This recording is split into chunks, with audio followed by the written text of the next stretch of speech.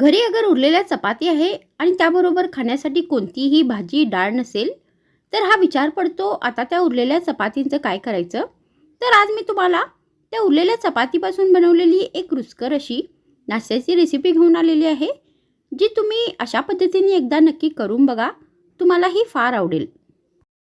नमस्कार, मी रेणुका. तर तुम्हा सर्वांचं माझ्या यूट्यूब चॅनलमध्ये पुन्हा एकदा फार फार स्वागत आहे. तर आजच्या व्हिडिओमध्ये मी तुमच्यासाठी पुन्हा एकदा रुचकर आणि नवीन अशी रेसिपी घेऊन आलेली आहे, जी तुम्हाला नक्की आवडेल.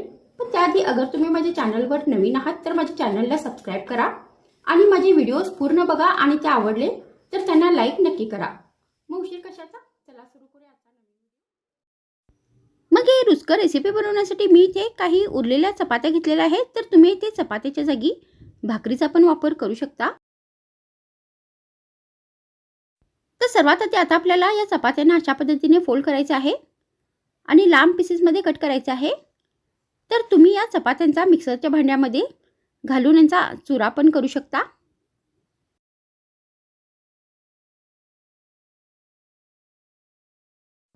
तर इथे मी आता चपाती अशा पद्धतीने लांब साईजमध्ये कट करून घेतलेला आहे.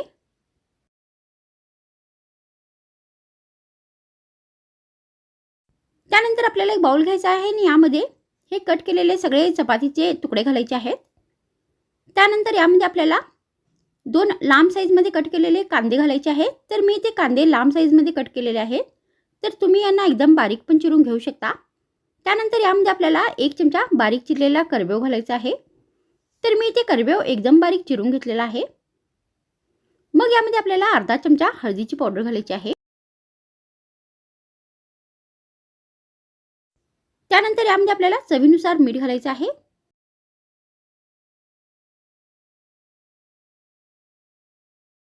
मग यामध्ये आपल्याला चवीनुसार लाल मिरचीची पावडर घालायची आहे. तर तुम्ही ते लाल मिरचीच्या पावडरच्या जागी चवीनुसार बारीक चिरलेल्या हिरव्या मिरचीचा पण वापर करू शकता. मग आपल्याला याच्यामध्ये अर्धा चमचा धने पावडर घालायचा आहे.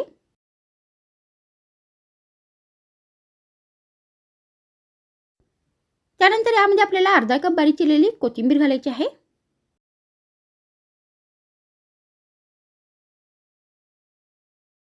मग यामध्ये आपल्याला 2 चमचे बेसन घालायचे आहे. तर मी ते बेसनाचा वापर केलेला आहे. तर तुम्ही ते बेसनाच्या जागी तांदूळ पिठाचा पण वापर करू शकता. तर आता आपल्याला हे जे सगळे साहित्य आहे ते व्यवस्थित मिक्स करायचे आहेत.